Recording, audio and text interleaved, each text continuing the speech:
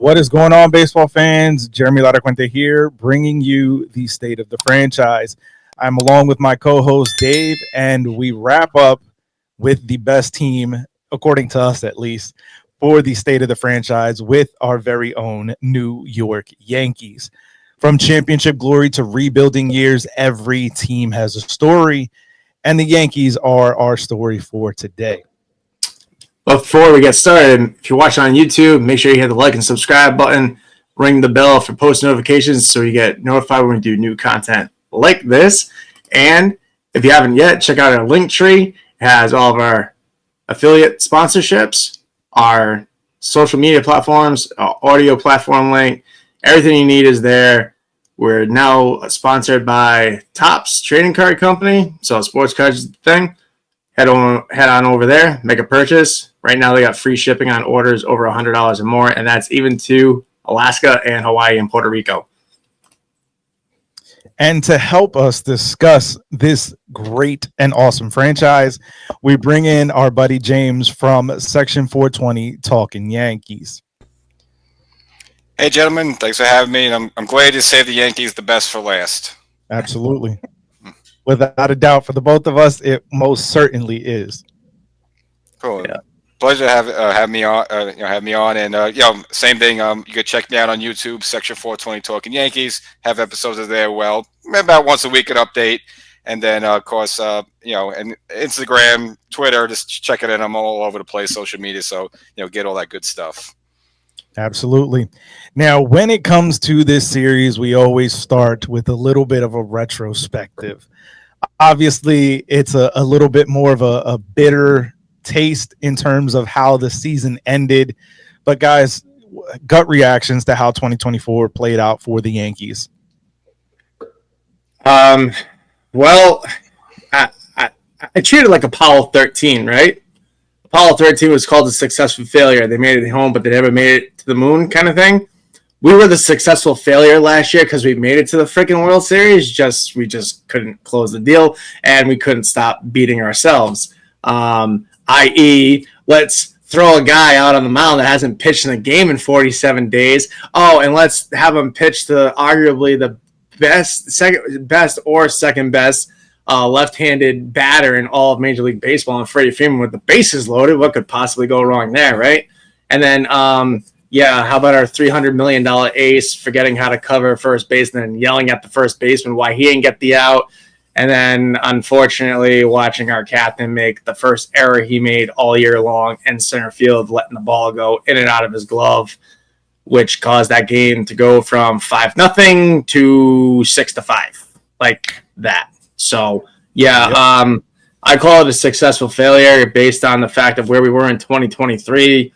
We were, 2 games over 500, the worst record since 1990. They went out and did what they had to do in the offseason of 23 by getting Juan Soto, even though he flipped us the bird and went across the redheaded stepchild in New York City in Queens. But, whatever. Enjoy losing for the next 15 years and your $767 million or whatever the hell it was. Yeah, Juan who? Exactly. I don't know. Who is Juan? But, yeah, that's how I feel about it. It sucked, but, like I tell everybody, I kind of mentally prepared myself for it to go that way. It would have been great. If we could have beaten them, we beat them in the regular season, so I felt good about it a little bit going in. But I think because of how that Cleveland series just kind of drug out, if we had been able to put the nail to the coffin in that game that Weaver gave up that game-winning home run to Jhonkensy Noel, I think maybe it would work out a little bit better, but I don't know. That offense going into that World Series was kind of running on fumes as it is. I mean, the only reason why I got there is because of Juan Soto's 3-run home run in the 8th inning. That kind of saved it. But that's how I feel about 2024. Successful failure. I'll go probably a more musical note, and since we have a Jersey boy here, I'm gonna go with Frankie Valli. So close yet so far away. It's like like if you look at like game 1, it was just so frustrating in the World Series that the Yankees were winning. They were leading 2-1, and you were kind of pinching yourself. And really, that game was lost when Tommy Kahnle gave up the double to Ohtani, would put him in scoring position. But they really could have won the game by an inch. And then you look at game 2, we're down 4-0. you claw back, and Molina is at the play. Not Molina. I'm just drawing a blank on this one. He's gone already. Trevino. Blank this. Molina was like 10 years ago, bud. I know. See, I'm also in spring training mode myself, but the fact is that you have him at the plate there where he could hit like a grand slam to give the Yankees a lead. He just falls a little bit short there. So again, just about this inch there. And then obviously once the Yankees were down 3-0 to Dodgers, just packing at that point. I know. We all know about the fifth inning collapse there. Even if the Yankees win that game, I just don't see them going back to LA and win those. So it was just sort of like I think the Yankees. I would call it a successful season because they kind of handled the Kansas City, pretty easily. I know you mentioned the Juan Soto home run, but even you never really felt the Yankees were in danger of losing that Cleveland series. So I think they did what they had to do against those teams, and it's like, all right, you were up against. Okay, the Dodgers were a little thin, maybe starting pitching wise, but they were just fundamentals on the base, defense. Just running the bags. It would just seem like so far ahead of the Yankees there. So you could legitimately say that the Yankees lost to a better team. So you're not disappointed in that. You take some World Series losses. Let's go back to like the Marlins of 2003. That bugs you because I felt the Yankees were better than those 2003 Marlins. I felt the Yankees were probably even better than the 2001 Diamondbacks. So those bothered me a little bit more. I didn't feel the Yankees lost to an inferior team. So, but again, those game 1 and 2 are right there, and it just bugs the heck out of you. I think if they could have taken one of those two, maybe a different story there. But the fact they lost those two, and then that was kind of it for them. Again, but I would call it 2024 a successful season. I know, obviously, we as Yankee fans, we only judge by winning World Series or not. But look, they had a good season. Judge won another MVP. He had a great season. I mean, there were a lot of good things to look forward to. Volpe took a next step there. We found Austin Wells, our new catcher. That's why I totally forgot Trevino's name. I blame Wells for that. I don't know why the hell I call him Molina. But nevertheless, there you go. So I thought 2024, as frustrating as that fifth inning was for us in that last game, it was a successful season. Yeah, I mean, I have to echo kind of both sentiments, right? It was a successful failure. Growing up in the time that we did with the core four, with the Fab Five, because everybody always forgets about Bernie coming up first. But poor guy. As you both said, we judge success based on championships, and in that regard, we came up short. We failed, right? But when you look at the individual portions of it, right? Obviously, going into the season without Garrett to start the year, not knowing what we were going to get out of the rotation, and having Luis Gil just blossom into this ace, that was something completely unexpected, something that was a positive revelation. You mentioned Austin Wells. That was a positive revelation. And even if we get into the World Series portion of it, right, the Yankees are a team that typically, when they get punched in the mouth, they come back and punch back. Now, obviously, this offseason, as we've seen,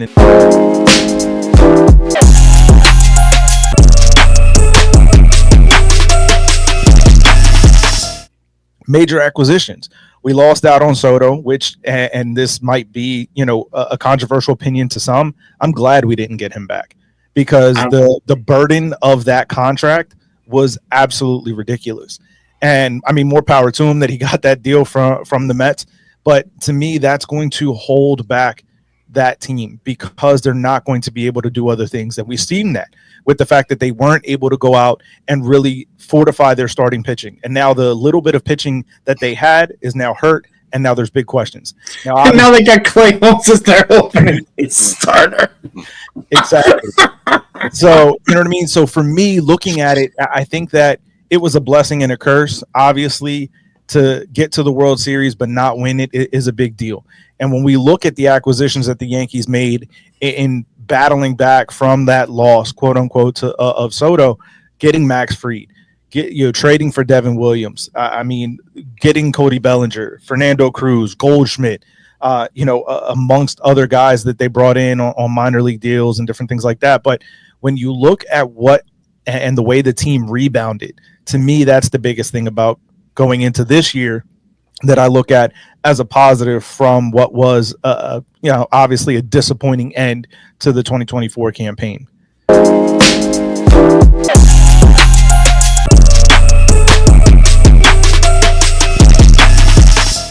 Now, as we kind of look, and the biggest thing that's hindering us right now from looking at this season super, super positively is the injuries.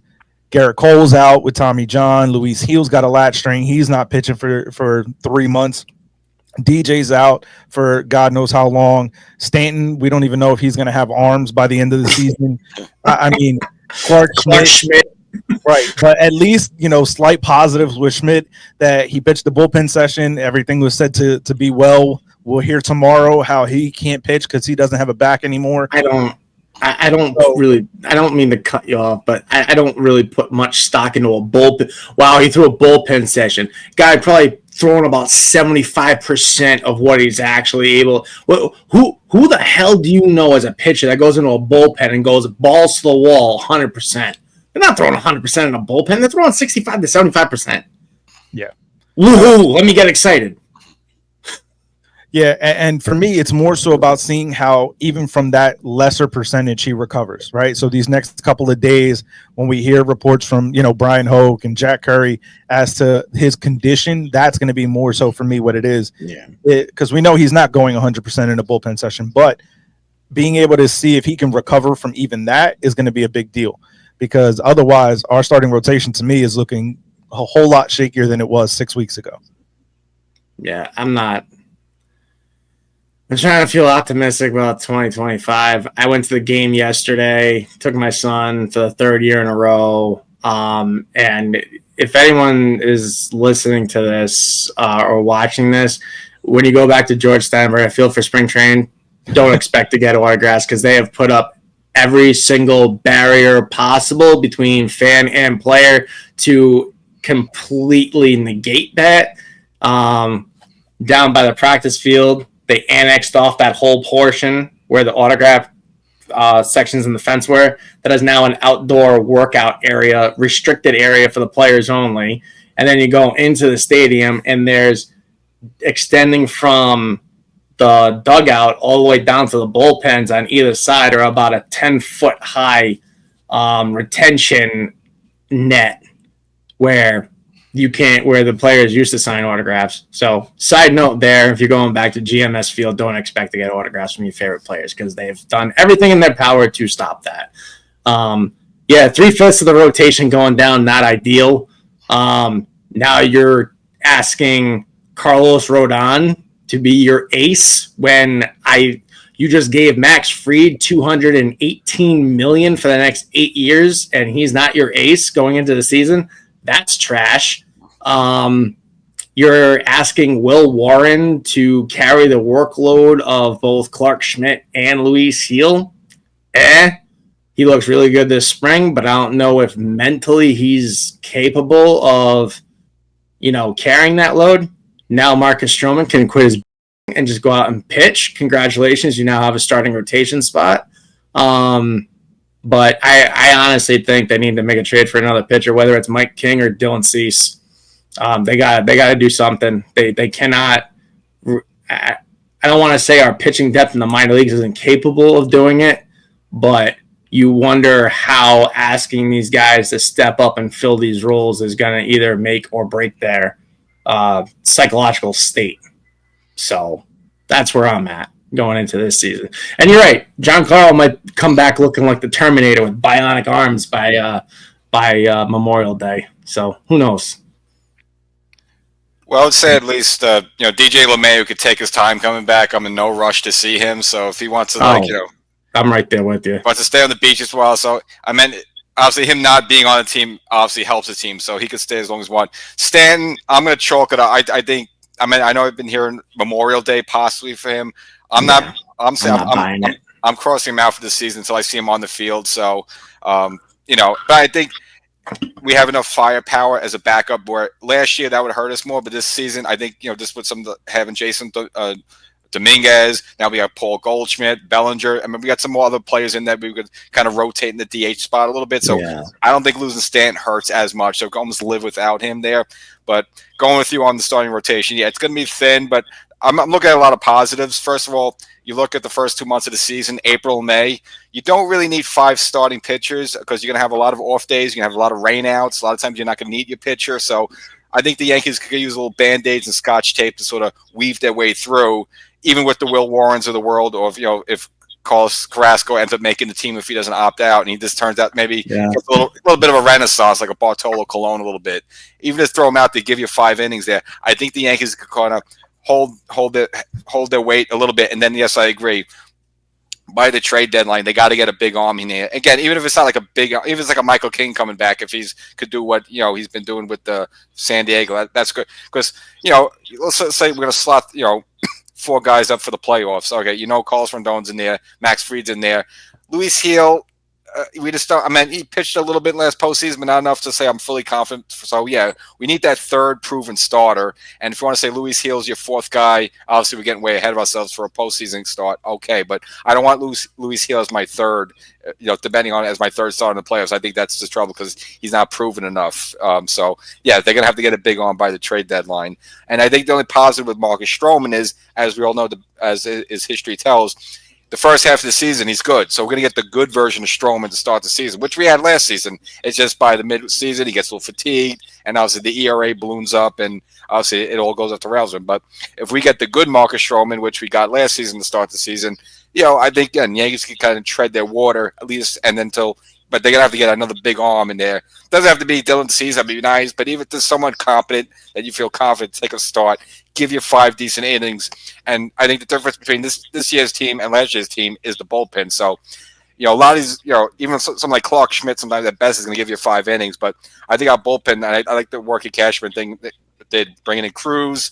Obviously, we're still waiting for Loaiza to come back. But, of course, Devin Williams, put him in the closer role, which now you could put Luke Weaver back to his original role as being a multi-inning guy. And then, of course, before him, you got like Jay Cousins, who should be back soon, Hamilton. So I like that the Yankee bullpen is has much more length than it did last season. You're going to need it because a lot of these, something like Will Warren, for example, too. He's at best is only going to give you 5 innings. So they're going to have to rely on his bullpen. And Cashman did a good job of reinforcing that bullpen because they're going to need that to kind of hold water until they can get a big arm by the trade deadline. I agree with everything that you said, but I'm going to push back on Gil a little bit. I mean, he is proven. It's just the way the playoffs are structured now that he only pitched like 2 or 3 games in the postseason, I think. Yeah, he had that 16-day layoff. So I'll give him that a little bit too. But still, it's still. And again, I think maybe a year under his belt and the accolades of the Rookie of the Year. We'll see how he comes back. By June, we'll see how he is, but. It's still a lot to say, hey, take the ball for game 1, game 2. I mean, that's a lot on him. As good as and talented as he is, it's still, until I see him actually go out there, throw some zeros and go give us 6 innings with maybe 1-run ball. I got to see it first before I feel fully confident in that. I think he'll get there eventually. I mean, let's remember. I mean, this kid came back after having Tommy John surgery and was throwing the ball like nothing even happened to him. I mean. He came back and threw a couple of games in AAA towards the end of the year in September. Then he comes into spring training, just kicks the door down, blows everybody. They had actually optioned him back to AAA, and then they brought him back for another start. I actually went to that game, and he just was lighting up the radar gun, just mowing dudes down. I think he had something like 6 strikeouts by the end of 3 innings. I was like, holy shit, this kid had elbow surgery? He didn't even look like it. And then I think that combined, coming back from the injury, combined with the lengthened season of pitching all spring training, the entire regular season, minus the week or 2 he was on the IL, and then going through the whole gauntlet of the postseason, caught up with them, and I think his shoulder just, gave out from fatigue, obviously, because of the shortened off season, going into spring training, and then trying to go through the whole ramp up of spring training. His body never really got time to recover from, shall I say, the trauma, quote unquote, that he experienced over the last year and a half. And he wasn't terrible in that Cleveland game, but Boone didn't want to stretch him out too long, which I understand. But but he's again still an unproven postseason talent to get. Can he get there and perform? Then I feel more confident in him. As good as again, he got off to an amazing start of the season last year. In fact, we won't talk about not only the Rookie of the Year, but Cy Young. So it's there if he can harness it.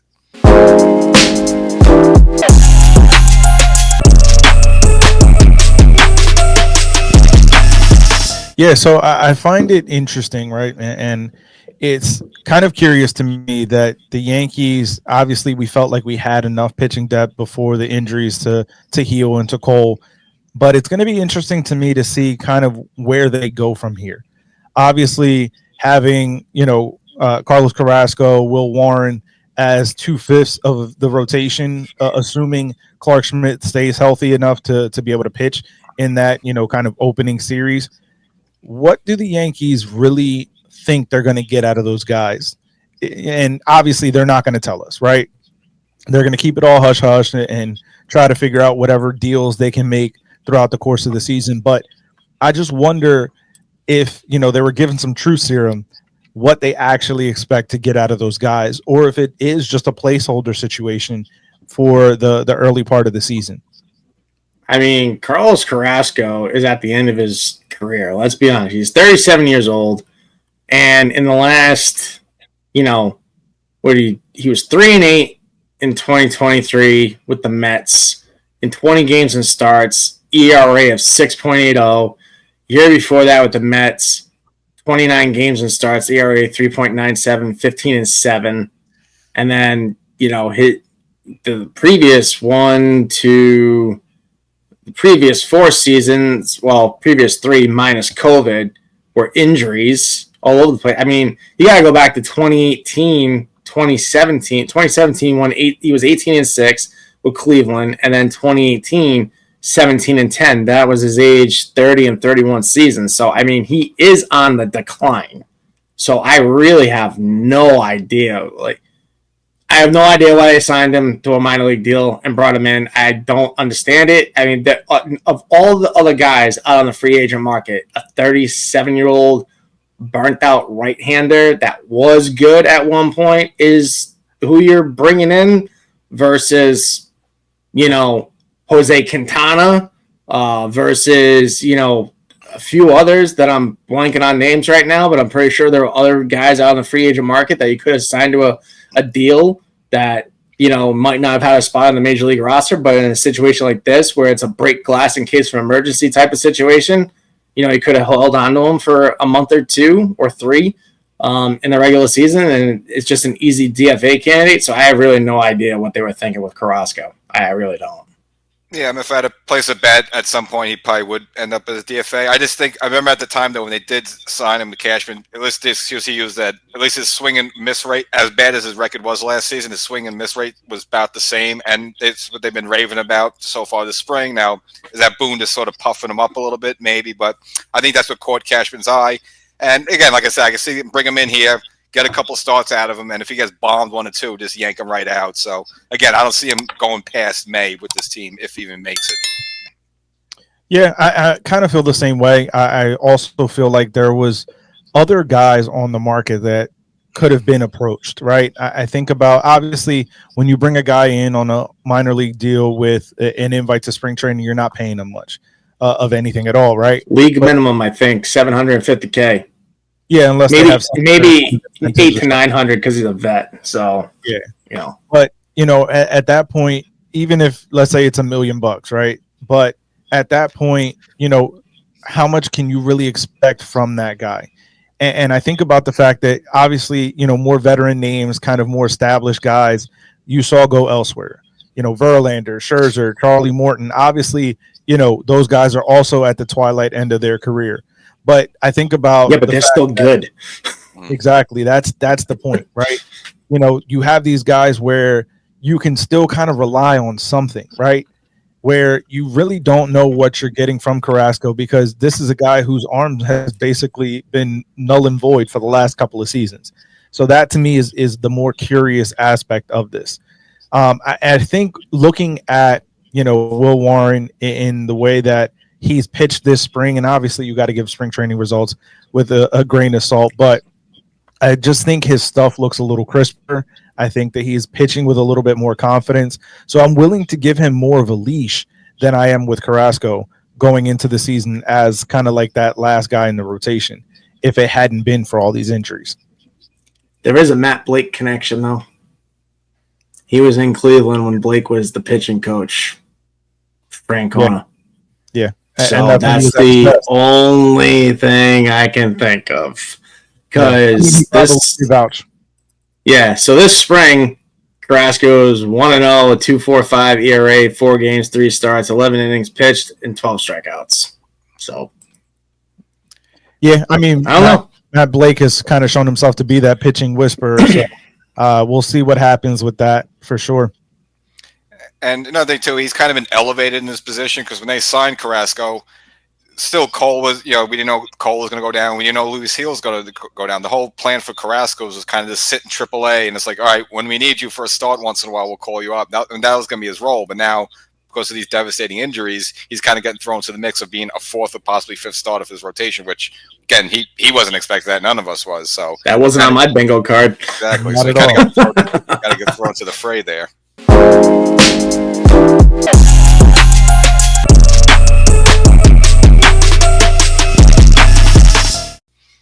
Now, it's going to be in this section that I kind of bring it up. And Dave, you had texted me something, a buddy of yours, a friend, a close friend of yours. Let's talk about that now, shall we? Yeah, so Tanyan Sturts and I have been really good friends for 10 years now. And he had posted on Instagram something. Let me see if I can pull this up so I can quote it verbatim so I don't get a text message saying that I quoted him wrong. Hold on, let me find it. God, I gotta go back a couple of days, don't I? He goes, Cole getting Tommy John surgery is just the start of the George Steinbrenner curse. You mess around and change the boss's rules, it's going to bite you in the ass. Hashtag bad move. Hashtag no facial hair. So Tanyan believes that there's now a curse of George Steinbrenner because we're allowing beards. And I saw it firsthand yesterday at the game, and I'm like, this looks weird as hell. Like, Peraza's got the whole chin strap, just no mustache, goatee thing going on. Like, I don't know how I feel about this. I just don't. And if this is your recruiting tool to try to keep Devin Williams past this year, like, okay, I can kind of get it, but it's just weird how they lift this thing and a guy blows his elbow out and 2 guys have jacked up shoulders now. And DJ's just, probably just killed a black cat with his car or something driving down the street. I don't know what this guy did, but he's definitely giving me Carl Pavano vibes with like cutting himself shaving, and he's out the whole season. So, yeah. Yeah, I mean, I thought the whole facial thing would hit me harder, but it really didn't. And I just kind of put it a couple of ways. Number one, I think that all went out the window once they started putting logos on the Yankee uniform. Yeah. The Nike logo, and especially the star one. Which, the Nike one is kind of hidden. You don't really notice it, but the star one, it's like, come on. And nobody knew what Star Insurance was before they even hit this thing. So, so to me, that whole thing kind of went out the window a little bit. The facial hair, I'm okay bending on a little because it's just the way it is these days. I mean, you go out in the streets, people like walking their dog in pajamas and their hair's all. It's just the way it is. So if you flex, that's just New York City on your average day, though. Jeez, come on.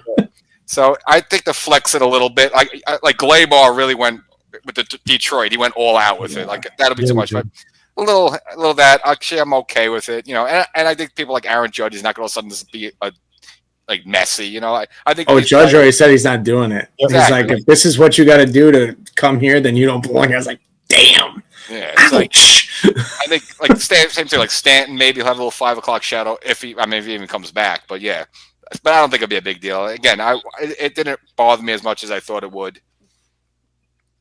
Yeah, it's still just strange for me, man. Like it's obviously I'm wearing the jersey with the beard, but it's just like as a player on the field, it's so crazy just to see it, man. Then go shave right now. Shave it off right now. Right here live. Go. And no, knows, it's more scary. Might be a rallying cry for the team. So, like, I mean, like the Giants, look at old football talking. Like the Giants in the Super Bowl, they all like wear these suits to sort of like, all right, we're dressing up. So the Yankees, let's say it comes postseason time, they all might shave this sort of like as like a team unity thing. So they might bring it back. Just maybe just amongst the players.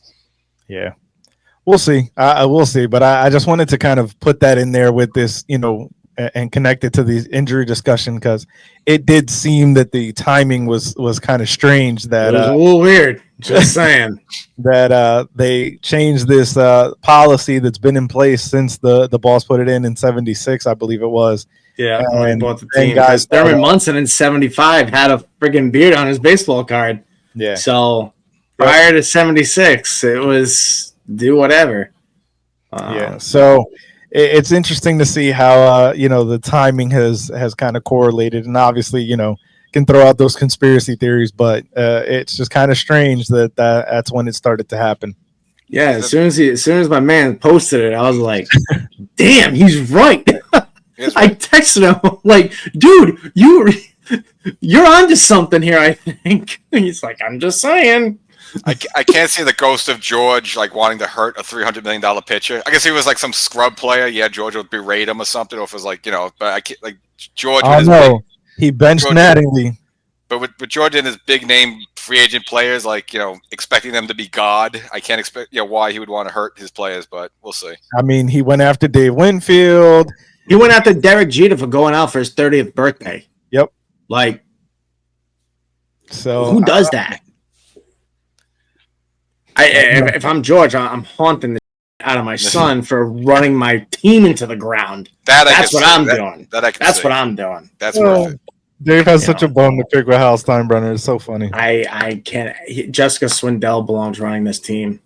She's there every home game, sitting right next to the dugout like her dad. I'm like, why can't you be cutting the checks? Why? Why is it your brother who has no idea what he's doing?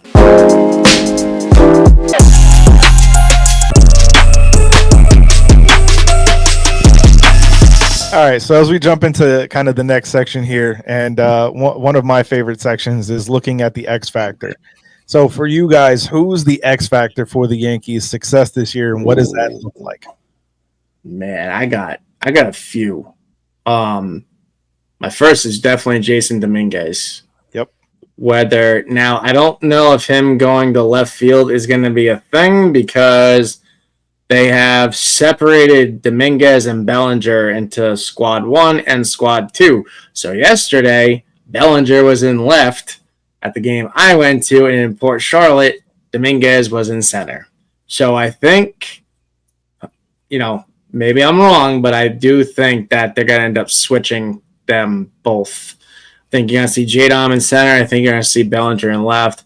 I think it's going to depend on Dominguez's defensive ability to help carry this team along with his offensive ability.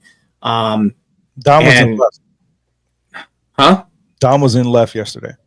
Oh, he was in left yesterday. I don't like it. I think it's dumb. Leave the kid where he belongs. Can we please, for the love of God, stop playing people out of position? Like, it is the most frustrating thing in the world. I do think Marcus Stroman's strong first half is a must. Carlos Rodon needs to be Carlos Rodon of last year. I think those three things, if they don't happen, we're in deep because and whoever the hell is playing third, it's looking like Peraza's out of options. He's going to make the team. It's now a toss up between if they're starting Peraza at third or Cabrera. More than likely, it'll probably be Peraza because Cabrera is more valuable as a super utility guy. Can plug him in to play short, second, third, first, outfield, that kind of thing. So, there's a lot of question marks, but I do think Dominguez, Stroman, and Rodon are the three X factors in how this thing takes off until the reinforcements arrive in the summer. And just to repeat the whole outfield thing, 100%. I've been saying this the past 2 months that yes, I think you should put Bellinger in left. He's a veteran. He basically told Boone, "I'll play it wherever you want." He can handle it much better than Dominguez. I mean, I think you're going to see that within a couple of weeks, maybe within a month. They're going to have to make that switch. Put Dominguez in natural position. It just makes so much sense there. But as my X factors, I know he had the hurt back situation today, but the first one's going to be Paul Goldschmidt. The past 2 seasons, we've got absolutely nothing from first base with the combination of DJ just being bad and hurt, and Rizzo, unfortunately, with the concussion 2 years freak ago, injuries, and just unfortunately, he had no power. He basically became a singles hitter last year. So we've have first base is a position where you're expecting 20, 25 home runs for whoever's there. We haven't had that in 2 years. So just by even Paul Goldschmidt, 37 years old, he's going to give you what, like 10 times more that you're going to get from the platoon of DJ and Rizzo. So I think that's one X factor. Second one was someone I mentioned before, Austin Wells. Again, he had a good start to the season. He wore down a little bit, and I think Boone stuck with him in the cleanup spot last season a little bit too long. But I think a full season under his belt, he's really getting off to a good spring.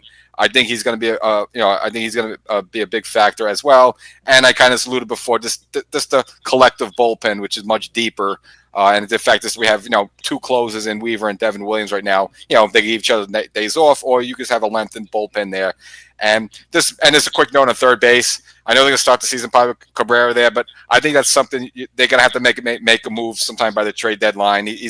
I like him. He's a nice piece. He's a role player, but as an everyday third baseman putting up big numbers, I don't see that from him. Again, third base is another position where you expect at least about 15, 20 home runs, and I just don't see that at Cabrera. So, to start the season, I could live with him there, but I think that's something they're going to have to make a move at the trade deadline to bring a legit, bona fide third baseman for that position. If Cabrera was allowed to play every single day and just get left in one position, I do believe he becomes that player. He's got the skill set. It's just him being in a platoon situation the entire time he's been in the major leagues is not doing him any favors. And I'm not like throwing any shade your way by any means. I've heard numerous people talk down about this kid. He's got talent. He just needs to get left on the field and left in one spot and just be left alone to play baseball. And I think the rest takes care of itself. He's got the pop in the bat. He's got an excellent, he's sometimes a free swinger here and there, but he's still a young kid. He's only 24, 25 years old at that. But I do believe if he were to be left in a full-time starting role in one position, he would turn into that player you just described. If that's the case, I'd sign up for that. I root for him. I like him. And again, when he first came on the scene like 3 years ago, he was great. I think he took a step back a little bit last season, but good. If that's the case, and I'd sign up for that. Then I'd rather have him succeed. But again, I just need to see him do that consistently, and maybe he will. The third base is his job now. Yeah, no, I agree. I think that kind of just echoing the same points that you guys have been making. Dominguez for me is better in center. I know that some of the numbers, when you look at the advanced analytics and kind of his defensive metrics and stuff like that, don't necessarily play out the same way. But I think that when you have a player that is so young in Dominguez and you have someone that is kind of still learning his game and learning his craft, you want him at his most comfortable. And I think that what we saw, especially I think back to Gary. And Gary Sanchez came up in the house of fire, absolutely carrying this team. Then they started messing with him. They started messing with his catching stance, the way that he blocked ball, and it took what he was very good at, which was his offensive skill set and the cannon of an arm that he had. And this guy would be able to gun down runners even with poor mechanics and footwork behind the plate. And when you started to try to mess with him, then everything fell apart. His offensive game just absolutely went completely off the rails, and he wasn't able to recover. And I'm afraid that they're going down that same path with Dominguez. And I think that, when you bring in a guy like Cody Bellinger, this is a guy who can play everywhere. In Gold Glove caliber outfielder, Gold Glove caliber first baseman, like you have a player that you can move about without hindering him offensively, without hindering his mental state. And I think that for Dominguez, keeping him in center field would have been the smarter route. Now, obviously, Cody Bellinger is the better defender in center. I get it. And I get that that's the point that they're trying to do is build up and have the center fielder be the best defender out there. But the other part of it is that Dominguez will be flanked by a premium glove in left field with Bellinger and a premium glove in right field with Judge. So there wouldn't have to be the need when we think back to the, Bernie Williams, Paul O'Neill days, where Paul basically said, I'm going to cover this little 2x2 square foot. You get everything else, Bernie. We don't need that when you have an outfield that would be Bellinger in left, Judge in right with Dominguez in center. And I think it gives him better reads on the ball. That's been his biggest problem in left field, has been his inability to read the ball off the bat and be able to be consistent with that read. in center, we didn't see that. Now, obviously, we didn't get much of it in terms of at the major league level, but nevertheless, what we did see was not the same thing that we're seeing out of him in left field. And I'm just worried that they're going to go down the same path they did with Gary Sanchez, and it's going to carry over into his offense. This is a guy who went deep in his first AB against a Hall of Famer in Justin Verlander. It was beautiful. It was absolutely beautiful. That's the skill you don't want to mess with. And I feel, and I'm afraid that that's what's going to happen. Yeah, then, it doesn't take sorry. Go ahead. No, it doesn't take rocket science to figure it out. Like, I watched clips of Dominguez in left, like the first 3 spring training games. I'm like, this ain't going to work, guys. He was either dropping it or he was like looking at Bellinger, and Bellinger would have to make a fast break for it and cut him off and catch the damn thing. I'm like, what are you guys seeing? How do you think this is going to work out? Like, this is a bad idea. Just stop it altogether. Like, he either can't see the ball because he's got something wrong with his eyes, or he just can't play left. I mean, it's one of those two things. And like I said, it doesn't take rocket science to figure out that this ain't going to work. And I think at least for the start of the season, when the silver linings with Stanton being out, is it the DH spot? Now, Boone said he wants to use a lot of those days for Judge just to get him off his feet early in the season. But also, if it looks like if Dominguez is a bit of a basket case out there, you could give those DH at bats to Dominguez instead of not worry about it down the road. I mean, you have to address it eventually, but at least you could at least take him out of the outfield. Well, it's looking like they're going into the full-time DH spot with Ben Rice. That from everything I've been reading and hearing, they really like the way Rice has been smashing the ball. He's bulked up with muscle, and he's just been smashing and dashing all spring training. So they pretty much have said that Ben Rice is taking the spot of Giancarlo Stanton. Me, honestly, I would put Judge as a full-time freaking DH this year and take him out of the outfield altogether just to give him a year of wear and tear off his body since he is getting into his mid-30s. I would actually put Bellinger in left, J-Dom in center, and, or put Grisham in center and J-Dom in right. I mean, you could do that too, but I'm trying to keep Dominguez out of the corner outfield positions altogether. But I think that's what Dominguez I would do. Better in right than in left, to be honest, just like with Soto last year. Soto was in the finalists for the Gold Glove. This is a absolutely poor defender and has been for his entire career. And the way the Yankees played him in right field was able to make him look like a Gold Glove caliber right fielder. And so I think Dominguez... The short field. It's only 314 down the line. So. Right. So I think Dominguez would be fine in right. I also don't think that there's as much that happens necessarily. When things get hit over his head in Yankee Stadium, it's in the stands. So it's less thing that he would have to cover. And obviously with the arm that he has, I mean, we've seen Judge make those plays where a ball bounced off the wall. He throws a guy out at second. Dominguez can do the same thing for me. I also think that when you look at the way that, the idea of Judge as a full-time DH, I don't think that mentally he's good for that role. I think that for him, he has to play the field, right? And we saw it when Stanton first came over and they moved him into a full-time DH. It took him a long time to come to grips with that and to figure out a pattern and a routine. And I think back to when the Yankees made A-Rod the full-time DH. It was one of those things where he didn't understand the role mentally. He had to call up Edgar Martinez like, bro, how do we do this? Like, how do I do this? And I think that, not every player is going to be capable of basically having 4 pinch hit at bats a game. It's a different mentality that you have to have for it. So I don't necessarily think that the idea of full-time DHing Judge in terms of how it would actually play out would be as good as the idea of resting some of the wear and tear on his body. Well, somebody's got to figure it out. At some point, they are going to have to put somebody else in right field. And Spencer Jones is right around the corner. Yeah. So at some point, he's going to be a full-time DH because once this contract of Stanton's runs out, he ain't coming back. He's done. They're probably going to buy him out in his last year. So, well, if his elbows are as bad as it seems to be, they might not have to. He may never play again. Yeah, I think he's signed through 2027, and then there's a team option for 28, which is no way the Yankees are going to pick that up. So Not at $30-something million. No way. Exactly. So I think by the time we'll get way in the head of here, but by the time Stanton's done with the team, Judge will be at mid 36, 37. Where then I think it'll be a nice smooth transition. But I agree with you more, Jesse. That yes, I think Judge needs to play the field. He likes playing the field. He is a Gold Glove caliber defender, so you don't want to lose that as well. And plus, the big guy, just the way he can leap over the wall and steal home runs from the other team, you don't want to lose that weapon as well.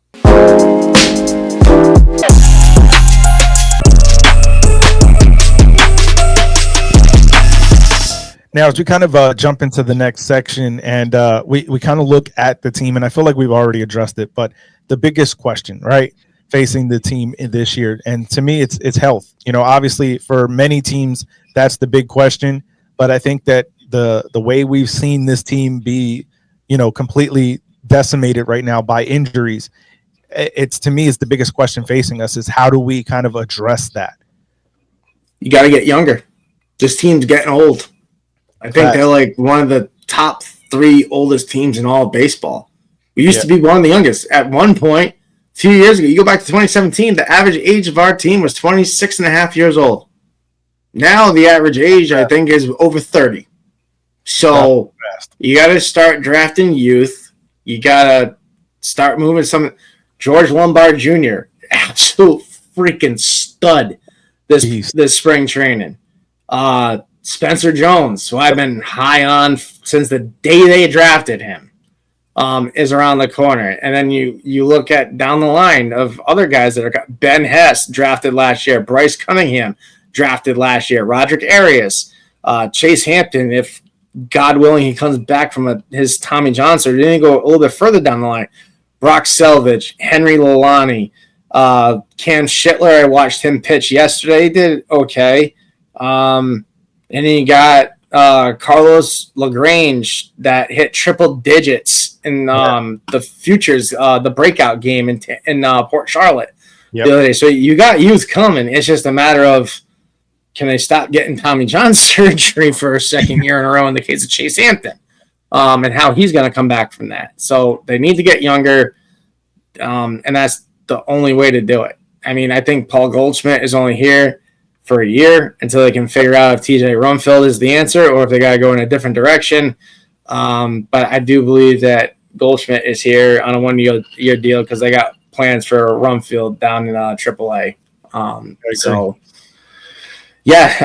That key going forward is going to be health and getting younger for sure. Yeah. Go ahead, James. I'll say the one guy who can't get hurt is Judge because they're dead meat. We saw in 2023. Facts. So, even if Dominguez goes down, even if Bellinger goes down, you can kind of tread water there and still, be competitive and stuff. But if Judge goes down, the team is so reliant on him in so many different ways. They're dead in the water. So they've got to keep Judge healthy first and foremost. The other guys, if they hurt a little time here or there, the Yankees could put up that, but they cannot have a hurt Judge. That's the one player that cannot get hurt. Yep. Well, look what happened to Jeter when he busted his ankle. That team was lost without him. So.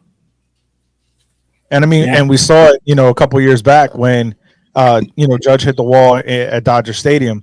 The team was never the same, never able to recover after that. So definitely Judge is the biggest key to health. When I first started the preparation for this series, which felt like an absolute lifetime ago with all these injuries, my initial question was how the Yankees offense was going to be able to replace the production that Juan Soto put together for them last year. So who do you think is going to be the guy behind Judge that will really protect him this year? Bellinger. Cody Bellinger, 100%. His 2-strike approach is next to none. Saw it yesterday, firsthand, right behind home plate. His batting stance is a little awkward. He stands basically straight up with a little bit of an angle. But he's got a great eye. He went 2 for 3 yesterday, 1 strikeout, and I don't even think it was really a strike, but whatever. I'm no umpire. But his 2-strike approach is crazy, and he's proven that he can hit 35 plus home runs in a season. He did it with the Dodgers in his MVP season. So I think you definitely got to have Bellinger batting right behind the big guy there, 1, 2, and 3. I agree, and like Bellinger's not Soto. We know that, but he's not a scrub. Like if Soto's No. 1, Bellinger's 1A, Yep. so it's former Mhm. MVP. And another reason Cashman liked him is they looked at his fly ball, just his distance, really with Dodger Stadium. They kind of projected a lot of fly balls to hit that were out in Dodger Stadium or in Chicago would have been home runs at Yankee Stadium. So I think he's going to feast at Yankee Stadium. He's probably not going to put up 41 home runs, but 25 to 30 is very reasonable. And definitely, I can see him as the guy who's going to protect Judge. It would be nice to have Stanton as the fifth guy behind Bellinger, but we'll have to wait for that. But I don't think they're going to miss much of a beat without Soto. I mean, you lose a little bit, the way he kind of grinds out pitchers, maybe wears them down a little bit. But overall, the Yankee offense, I think I agree with one thing I'll agree with Hal with. I think entering this season, I think the offense is better this season than it was last season, even with Soto. But Bellinger does the same thing, though. I saw it yesterday. He will hit foul ball after foul ball after foul ball after foul ball with 2 strikes until he gets something that he can smack for a base hit or a double even. So Bellinger is that guy that will wear down pitchers. I agree. I think the difference for me in the kind of the way that Soto is viewed compared to the way Bellinger is viewed is that people forgot about Bellinger. They forgot about the MVP caliber player that he was. They thought he was done. So right. I think that when they were in that Mickey Mouse World Series in 2020 and he that celebration where he dislocated his shoulder, I don't think he was right the rest of the time with LA. And I think that last year, and we saw it, we saw him in 23 be really good with the Cubs. 24 wasn't as good, but you saw that there was a lot of down offense and that it was said that, Wrigley played weird last year when it came to the way the wind was blowing and stuff like that, and that it really hampered a lot of their offensive capability. So I think Bellinger has been wanting to be Yankee for years. I think that this is a guy who is going to absolutely love the moment. And I think we're going to get back to seeing that MVP caliber form. So I agree with you 100%. Bellinger is a big time asset for the Yankees and what they're going to be capable of doing this year. The other guy for me, want to see them extend him now. I don't want to see this go to free agency. Just sign the dude now, get it over with, and just move on. Like I don't think I can go through another offseason with a high caliber player of ours going to somebody else after having a good. Of course, I'm envisioning down the road, but I don't want to see that go to free agency. I really don't. Yeah. I think for me, one of the it's actually 2 guys that I'm looking at, right? And they're almost an X factor for me as well, is Jazz and Volpe. How that tandem plays together in the middle, what they do offensively. Obviously, Jazz was a lightning rod when we acquired him, and he loves the moment. The stage is never too big for him in terms of how he plays his game. This guy is going to go out there. And yes, he's going to be flashy. He's going to rub some people the wrong way. But this is the guy that's a gamer. He wants to win. And you can see that. And with Volpe, this is a guy who grew up a Yankee fan, right? This is a guy who grew up wanting to wear the pinstripes. And I think that what we saw from him in the postseason was a different offensive player. And I think that if we can get that level of Volpe over the course of 162, it's going to be incredible. So for me, those are the guys, Bellinger, Chisholm, and Volpe are going to be the guys that really are going to be the ones that stand out to protect Judge. And that's actually a good reminder. I almost forgot about that. Where Volpe was in the playoffs. Him and Glaber, I'll give, even though I beat up on Glaber, them too, their plate discipline, laying off tough pitches, getting a lot of walks. Now, the problem with that was they would get walks and Judge would do nothing after that, unfortunately. Yeah. But Volpe he took it to another level in the playoffs. So that's actually a good point. I almost forgot about that. And just the fact of getting a full year of Jazz. Again, he's a raw talent. I think he could be a little bit more disciplined at the plate, but still just has that raw talent there. And just now we have him for a full season versus only a couple of months. I think that's also, we almost didn't mention that as an X factor. And he's just a guy you don't think about. You put him at the 7th and 8th in the lineup there, but he could hit 15, 20 home runs himself. Yep. Yeah. Almost did when he came over from Miami. They couldn't keep him in the yard. I was like, this is awesome. Like, man, I can't wait to see how this plays out for a full season next year. This is going to be great. Yeah.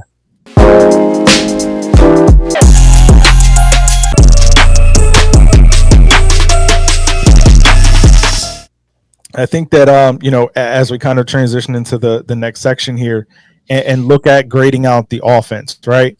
For me, looking at this team, obviously, if you think back to when the offseason started, when you had the full complement of players, when you had the idea of Stanton as the DH every day, I thought that this team was going to go in with an easy as a grading for this squad, right? Now, obviously, no Stanton. The question that we have at third base, what do you guys see as the grade for this offense heading into the season? We're about a week and a couple of days out from the start of the regular season. Where do you guys see this offense right now in terms of a letter grade? Well, we're recording this on St. Patrick's Day, so happy St. Patty's Day to everybody, and we're 11 days from opening day. We still don't know who our third baseman is. Still don't know who the hell our leadoff hitter is going to be, even though Austin Wells seems to be handling it beautifully. And then there's all this squawking from, the commentators and analysts say, well, catcher shouldn't be a leadoff hitter. Why the hell not? If you can put bat on ball and get on base, what's the issue? It's kind of a leadoff hitter. You're a table setter. With those two unknowns and not knowing who's gonna bat where for the most part, except your big three, I'd give it a B minus. Yeah, I'd be a little bit more optimistic. I'd give it a B plus. It'd be nice to have a bona fide leadoff hitter, which frankly the Yankees haven't had really since Chuck Knobloch. If you think about it, like even Jeter, I know they put him there, but he's a number two hitter. He was not. He really should have been a leadoff hitter, but it was kind of by default. But again, we don't have a true leadoff hitter, but I think if you get one or two guys that could grind at bats in front of Judge, just get someone in front of Judge to hit a 2-run home run and get on the board right away. So I think they'll got that thing working for them. The rest of it is a lot of optimism, like I said, with Jazz, with a better version of Volpe, Paul Goldschmidt, who again he kind of recovered himself from last season. So yeah, again, you have I think there's a lot of things to look forward to, but as with Jason Dominguez, so it could be an A, but I'll give it a B plus right now. I'll temper my enthusiasm a little bit until those guys actually go out there and perform. Well, me giving a B minus is tempering my enthusiasm because you don't. And another thing, you don't know what you're gonna get out of Ben Rice. Yep. Yeah. Come facing full blown major league pitching. I mean, spring training is great and all, but you're facing guys that are trying to make the team and guys that teams don't know what level of the minor leagues they're going to be playing in. So take it for what it's worth. Or guys in the majors that are just working on stuff that aren't actually giving it 100. Yeah. Yeah, I mean, he got off to a good start. Sorry, he had the 3 home runs. But yeah, when reality and the scouts caught up to Ben Rice last season, he became a 180 hitter, and they just got to send him back to the minors. But yeah. Mm-hmm. No, it's going to be interesting. I'm right in the middle of both. I have it as a B flat. I think that there is an opportunity to get a lot out of this offense. I think that if some guys take that next step, like a Ben Rice, like a Volpe, Jazz Chisholm being more consistent because he's a streaky hitter himself, if we can see that this offense can blossom up to the A that I was hoping for at the beginning of the year or the beginning of the offseason. But when, we look at the way the team is set up now, there are those questions, right? So we have to kind of temper our expectations. We can expect a positive, 100 and 200 OPS plus from Judge, 100 and something, 200 OPS plus from him if he's healthy for the year. But it's going to be the guys around him to force teams to have to pitch to him. I think that's one of the more underrated aspects of losing Soto is the fact that teams had to pitch to one of them, right? So it's going to be who steps up to make people have to throw pitches to Judge and how that all plays out for the rest of the team. So I think that there's still a lot to be positive about when it comes to this squad. But right now it's just an above average grade with room for much more.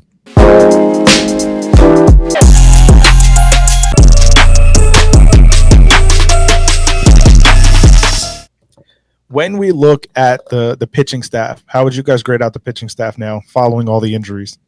I'd give it a C plus.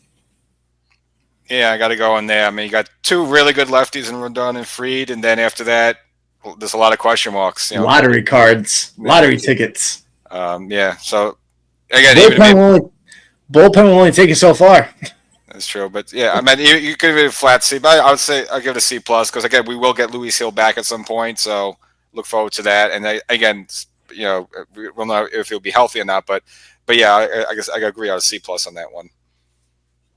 Yeah, for me, I'm a little higher just because of the bullpen, right? Obviously, we know that the way the game is going now, it's a lot on the bullpen. And with the fact that we have such unreliability in the starting rotation, that bullpen's going to be called on a lot. But I have it as a B- right now. I'm a little bit more optimistic that we can get a full, healthy season from Clark Schmidt. I'm optimistic that we can get a healthy Luis Heel back once he gets back, and that'll be almost like a shot in the arm for the starting rotation. I'm very encouraged by what I've seen from Will Warren this spring. Again, you got to take spring results with a grain of salt, but just the way that he's throwing the ball, I'm a bit more confident in it. And because, and it might just be the fact that I'm kind of looking at the season with rose-colored glasses based on how we didn't expect much out of Heel last year. He was throwing the ball really well in spring and then ultimately became Rookie of the Year. Now, I'm not saying that's what's going to happen for Warren, but maybe, recency bias has me feeling a little more optimistic about what a young guy can do following a good spring. So for me, having, Williams at the back end of the bullpen, having Weaver to set him up, getting Loizaga back at some point in May or June, I think that there's a lot to like about the pen. And for me, that's kind of where it gets a B- right now. Obviously, if we had the 5 starters that we were supposed to have going into it, then obviously it would have been an easy A. Give it an A+ all day long. For sure. But even now, I'm a little bit more optimistic about it. I think a B- is a solid enough grade. So I just want to throw one point with the starting pitching. I think one of the benefits of losing Soto, not having to spend that money, I think Cashman said, all right, well, I have this extra money to spend, getting Max Fried. I mean, how big was that? Imagine having Nestor Cortez instead of Max Fried in that rotation. So, kudos on Cashman on that one. Yep, it was a huge, huge thing.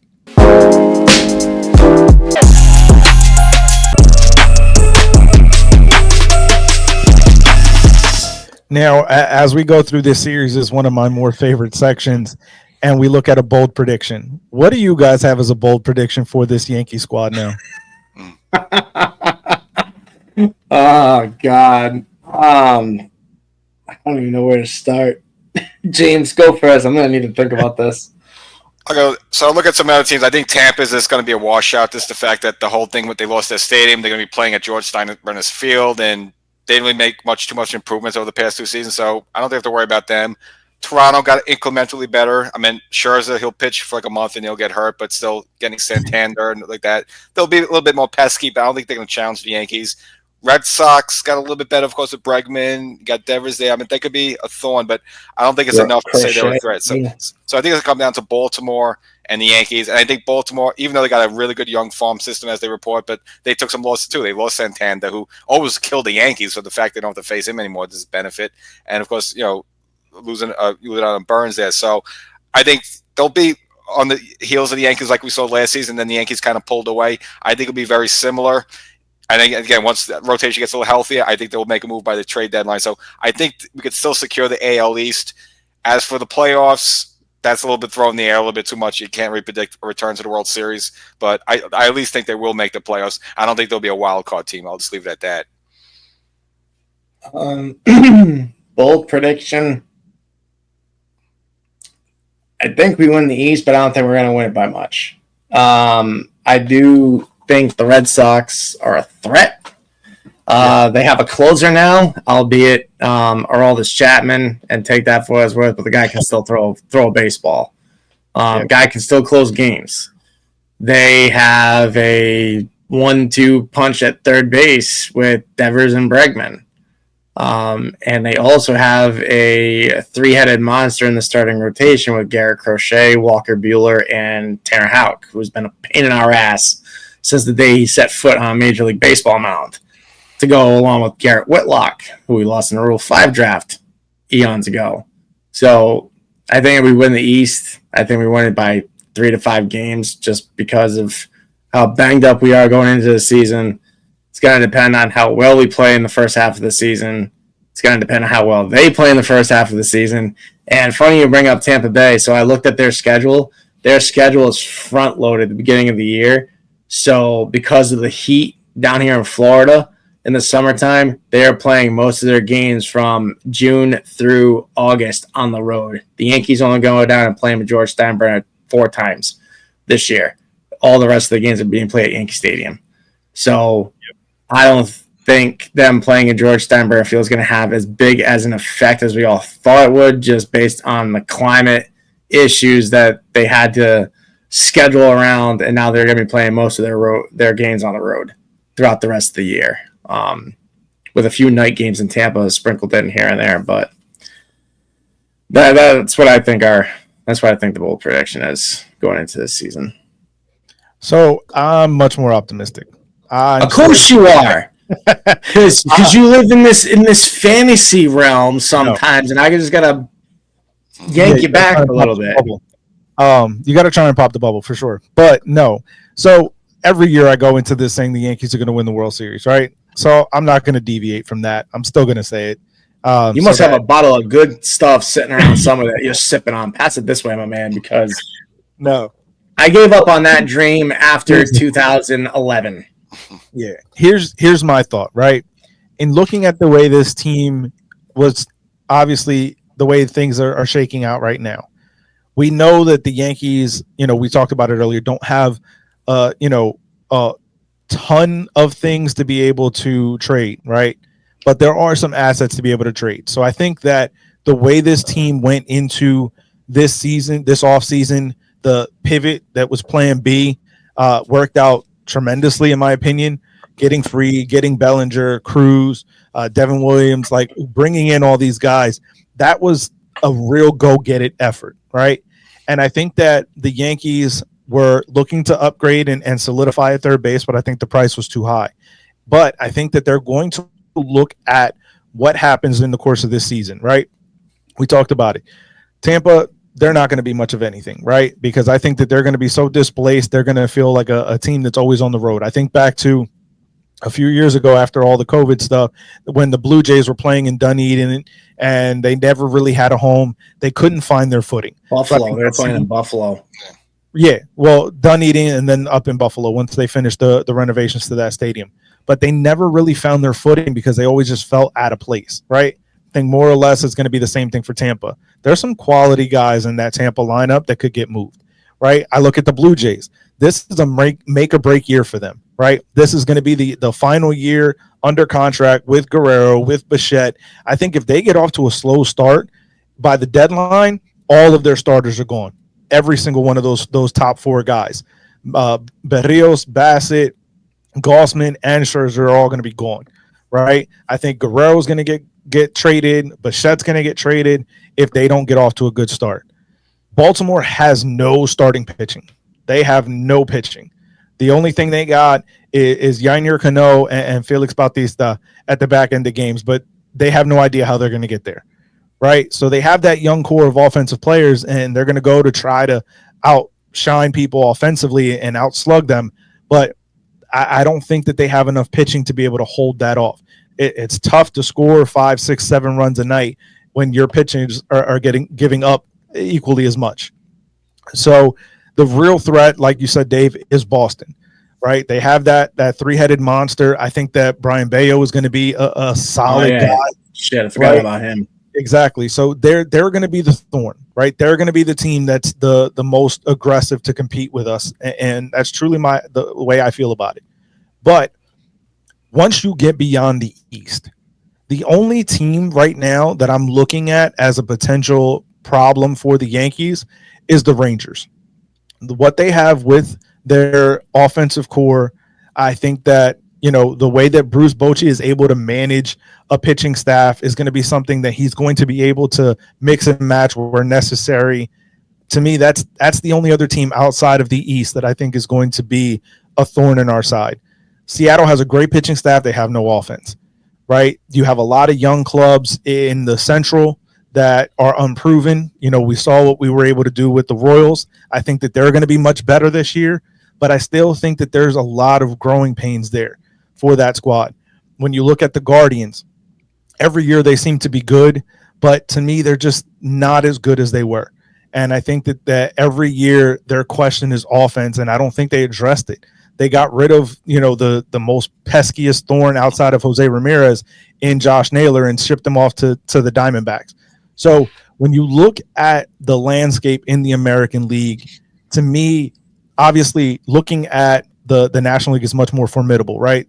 But when you look at the landscape in the American League, I think that there's a much easier path for the Yankees to get back to the postseason and back to the World Series. So at that point, it's just a matter of fighting off the National League winner. So it's easy for me to sit here and say, with my rose-colored glasses, the Yankees are going to win the World Series. What you got, Dave? You're forgetting one thing. Detroit is a sleeper in the Central. Yes, sure. They are a big sleeper in the Central this year. Yes. Oh, no. They're going to be a big deal. But I think that when you look at and I look at it as the way they pitched, right? Now they have a 1-2 punch in Skubal and Flaherty. Beyond that, they have nobody in that rotation. And yes, they have a very good bullpen. But as we've seen with bullpens, we were able to take the Guardians, who had the number one bullpen in baseball last year, and we were able to do damage to them. When you have to rely on your bullpen so much throughout the course of the year, they wear down. And obviously. Season time, I think it's going to be the same thing with the Tigers. I think they're going to have to rely on that bullpen far too often, and it's going to be something that wears them down. So I think that they're going to be a very good team. To me, they're going to finish second, right, in the division for the Central. I think the Royals are going to take that division. But nevertheless, I still think that as much as they are an improved team, I don't think that they have the pitching to match up for the whole season and not have that bullpen wear down.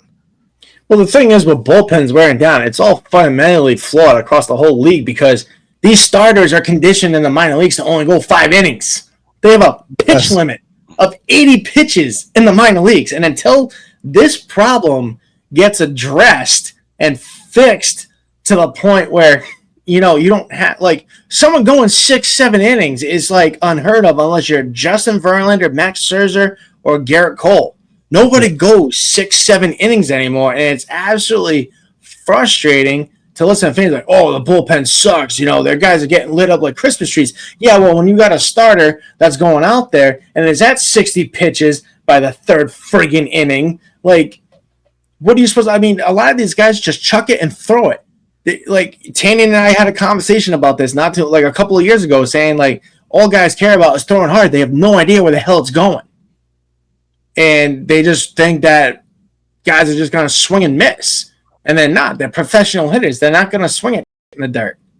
And until this problem is, like I said, fundamentally solved across Major League Baseball, it is a fundamental flaw across the entire league, going all the way down to the Dominican summer leagues, that these guys are conditioned to only throw X amount of pitches, and wherever you're at across however many innings you pitch, you're out of the game. I went back and watched the 2000 World Series, Game 3 or Game 4 was a game. It was the game that Pettit and Leiter pitched against each other.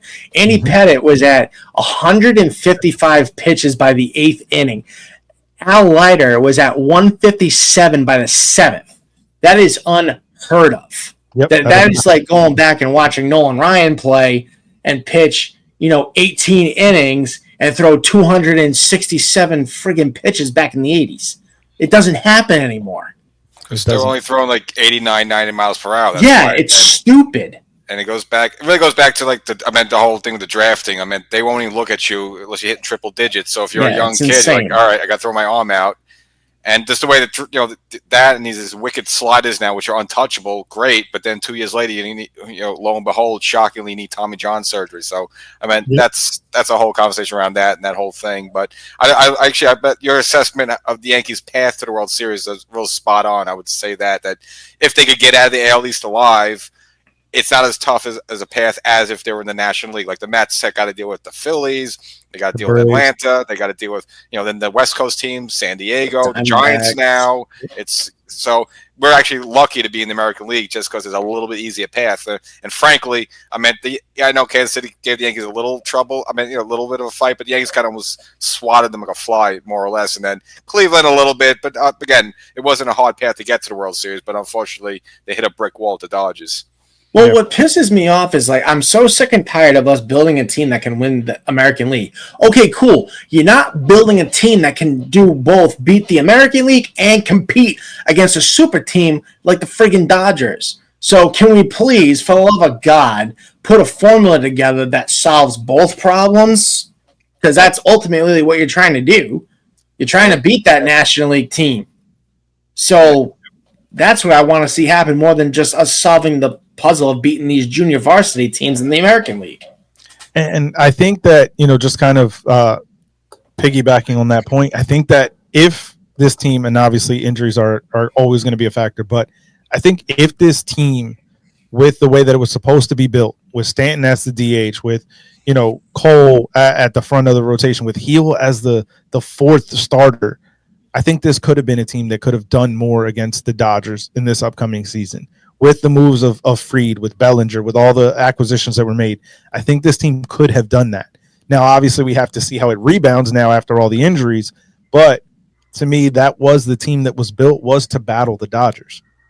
Yeah, and that's why the whole thing with the Dodgers last season is that they had 4 or 5 studs coming out of that bullpen. I think that's why Cashman went the route of Devin Williams, getting Cruz, and hopefully Matt Blake could straighten him out. Loizaga coming back, and we know we could do when he's healthy there. And of course, we have Weaver. So I think it's almost the same thing. Like we got what the Dodgers had in the World Series. They had 3 legit starters, and it's a great bullpen. Well, right now we only got 3 starters and a good bullpen. So I think Cashman is trying to duplicate that Dodgers formula. Yeah. So one other bold prediction that I have, and I think this one might be the more fun one of the two. Oh boy, here we go. I Will Warren wins the Cy Young Award. No, Jeremy. No.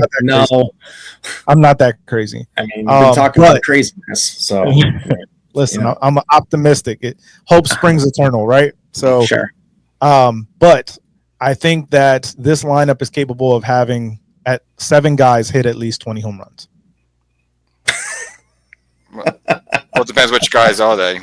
So Wells, obviously Judge, right? I think the Jazz can hit 20. All right. I think that Bellinger can hit 20. I think that we see a bounce back from Goldschmidt and he hits 20, especially with the short porch in right field. I think that we see a bounce back offensively from Volpe based on what he did in the postseason. And Dominguez. I do not want to see Anthony Volpe trying to hit 20 bombs this year. It is not in his skill set. He is an average. Not average hitter in the essence of him just being an average hitter. I mean, he's a batter that hits for average. That is his skill set. You're not like he's built just like Andrew Velasquez. You don't want to see these short dudes go out and try to hit bombs. The only 2 short guys I've seen do it, Mookie Betts and Dustin Pedroia, and they were freaks of nature. I mean, was in the past tense of Pedroia, and currently Betts is still doing it because he's a friggin' unicorn. But it's not an Anthony Volpe skill set to hit 20 home runs. We saw what him trying to be a power hitter his second year in the league or his first year in the league. It wore him down offensively. I don't want to see that again this year. Just go out, put bat on ball, let it hit. If it goes out of the park, it goes out of the park. But I do not want to see this kid try to hit bombs all year. Well, that's what I'm saying. I think that what has me encouraged and thinking that he can is the way that he swung the bat in the postseason. He wasn't trying to hit home runs in the postseason, but it happened for him. So that to me is why I'm a little bit more encouraged at it. So I don't think he's going to chase 20. I think it's going to happen based on what I saw from him in terms of his approach. Well, we'll see. So yeah, man, I think he hits 10 at best. I think he's good for 10. I'll put him in between, but yeah, I would say 20 is maybe a little bit bold, but could he do 12, 13? Yeah, I can see that. And I'm not counting he'll be there in the season, but even if he gets Stanton back by Memorial Day, which I don't think we will, but let's say he does, I think you even give him three months, I think he could almost rack up 20 home runs as well. So he might have possibly even another guy.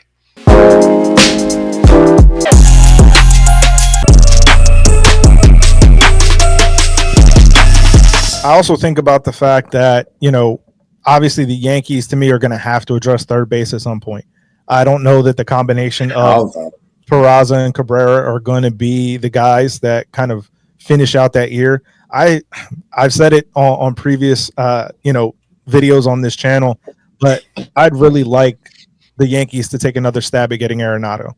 I think that Nolan Arenado is going to have a bounce back year, and I think that he's going to be playing with a chip on his shoulder to prove everybody wrong, that he's not washed, that he's still a capable bat.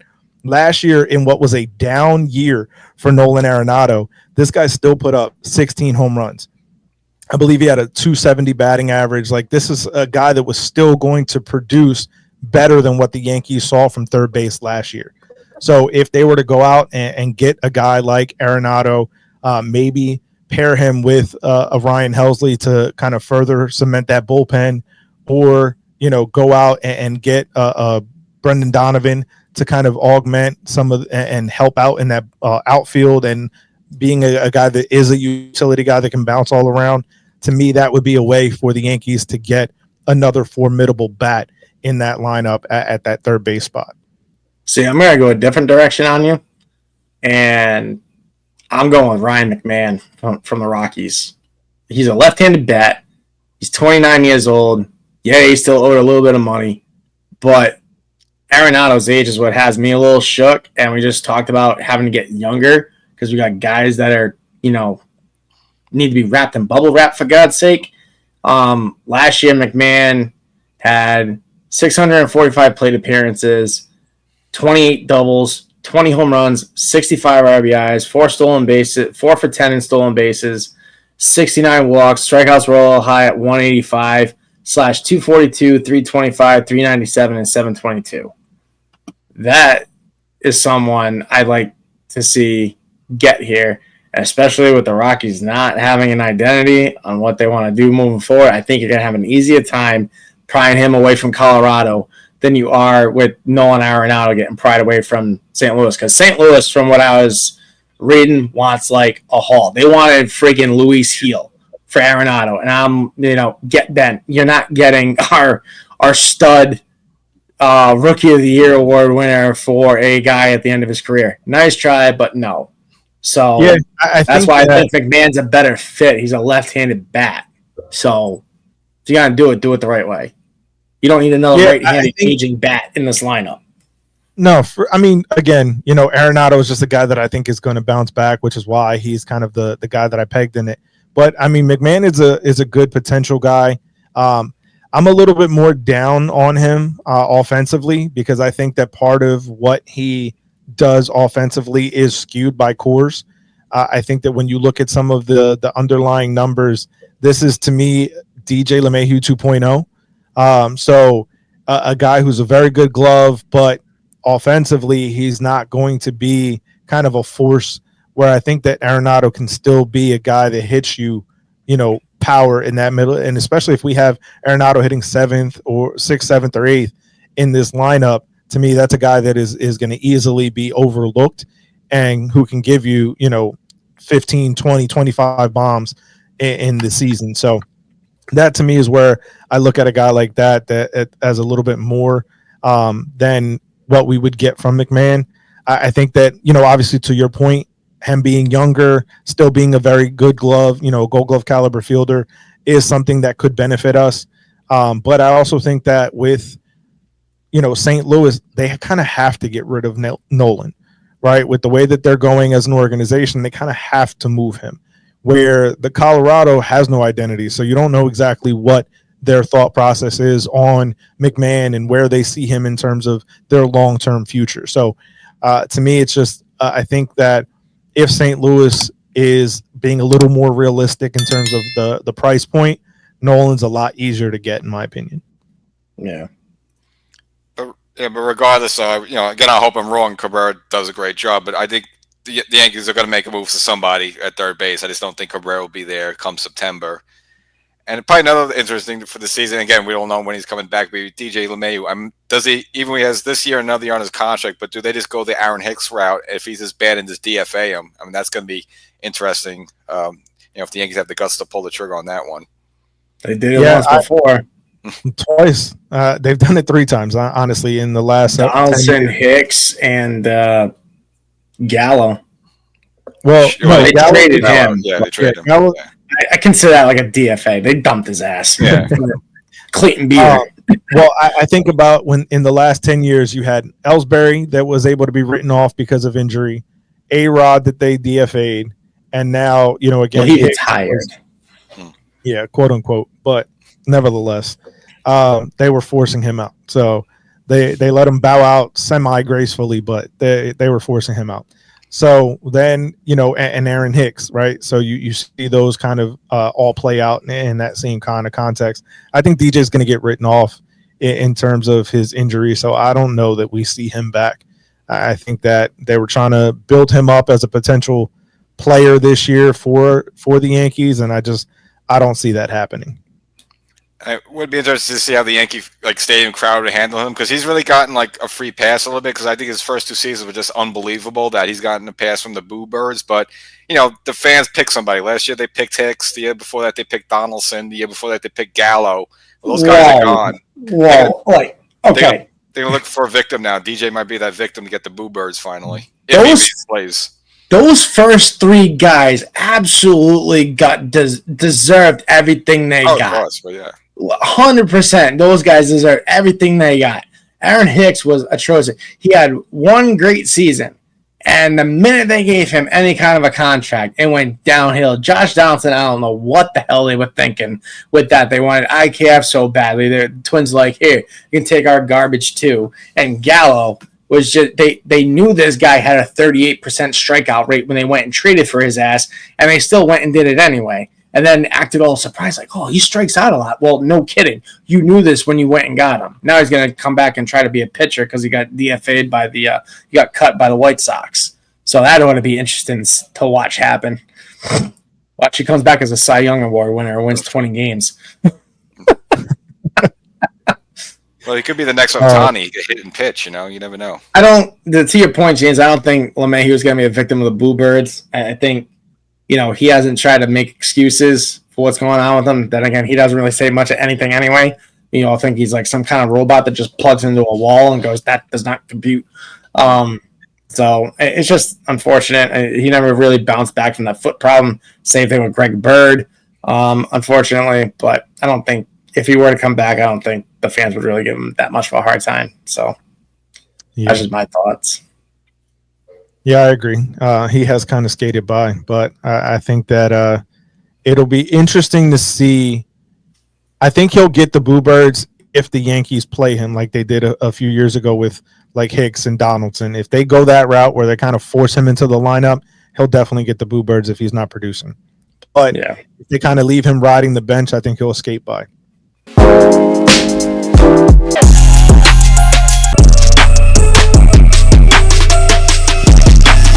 Now, as we kind of bring it down to the last couple of sections, we look at the divisional ranking predictions. So the rankings have changed a little bit in terms of how the Yankees are now viewed across baseball, right? With the injuries to Heel, with the Tommy John with Cole. So previously, Pacoda had the Yankees in first place, winning the division with 89 games. They now have the Yankees listed finishing in third place with 84 games won. Oh, hell no. Yeah, Fangraphs still has the Yankees winning the division, but they did drop them a game, right? So Fangraphs had the Yankees winning 87 games. Now it's at 86 following the injuries to Cole and Heel, still winning the division. Where do you guys see the Yankees finishing in the divisional battle for the year, and what does that win total look like? First of all, if these two reputable sources want to go back and look at the last 5 years, it has taken more than 89 games to win the East. It is no less than 92, as much as 98 or 100. So these two reputable sources need to get together because obviously they haven't been watching AL East baseball the last 5 to 6 years, but I do believe we win the East, and I do believe it's going to take 92 to 95 games to do it, especially with the upgrades that the Red Sox made. And as much as of a pest as the other three are going to be, the Orioles, the Blue Jays, and the Rays, they come back and find dumb ways to beat you. Like we saw it happen in the last 3 seasons. Like 2022, when we won the division. We won the division on the last game of the season against the friggin' Rays in the 11th inning as a walk-off. So if that's any indication as to how much of a pain in the ass these 3 teams can be, let that be an example. But, yeah, it's going to take at least 92 to 95 games to win the East. Yeah, I agree with that. And I think last season I did something similar. I looked at Fangraphs. It might have been Bakota, but I think whatever the other one was, it said the window was going to have 80-something wins in the AL East. No way in hell. And that was coming off the year before where the Orioles won 102 and Tampa won 100 games. And they said only – so I think the 80s is too low. But despite all the injuries and everything, I still put the Yankees as the AL East champions. It's going to take 90-something, whether it's 94, 95. You can't win a division with 89 games unless you're in the Central. But obviously now we know the Detroit's West a little bit better. But yeah, you can only get away with that in the Central or West. You can't get away with that in the AL East. Yeah, no way. So it's funny to me, kind of looking at these projections, right? So Pacoda in the new standings following the injuries to Cole and Heel have Baltimore winning the division with 88 games. Toronto second with 85 games. The Yankees in third with 84 wins.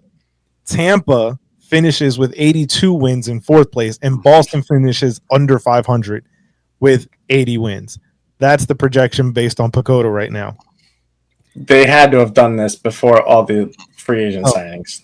No. This was with that because originally they're high on something because because originally they had the Yankees winning the division with 89 wins. No way in hell.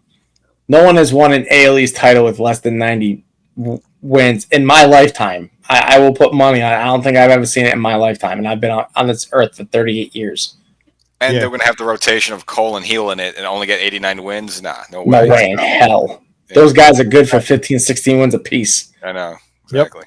Yeah, and Fangraphs isn't much better. They have the Yankees winning the division with 86, Boston right behind them with 85, Baltimore with 83, and Blue Jays with 83. Both of those tied with the same record. These guys must be Dodgers fans. I mean, I can see that order being more realistic, but the number of wins, though, nah. They must be Dodgers fans. Or Mets fans. Yeah. Yeah, they have the Dodgers winning 96 games according to Fangraphs. Yeah, gee, weird. That's strange. And Pacoda has the Dodgers winning 103 games, so, You don't say. I mean, call me a conspiracy theorist, but, writing kind of on the wall with that one, Chief. So, yeah, I agree. I think that I was very bullish on this team when before the injuries happened. I was saying the Yankees were going to win 97, 98 games this year. I think that with the injuries to Cole, to Heel, having the delayed start, and potentially not being back till June, I think a more realistic number is that 90 to 92 range to be able to win this division. I think that it is going to be a much closer battle than what I originally thought with Boston. I think I have Boston finishing with like 88 to 90 wins. So I think it's going to come down to, the final weeks of the season where that battle is going to be won. But ultimately, I think the Yankees are going to come out on top in that divisional battle.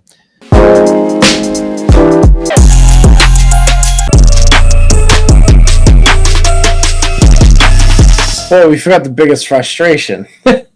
I think for me, the whole episode was about the biggest frustration. I know, but I'll keep it short. I know I have a habit of going on long tirades, but I think the biggest frustration is since 2017, even though we got screwed 3 out of those 3 times in those years, that we've had all this talent and just haven't been able to do anything with it and get this thing across the goal line.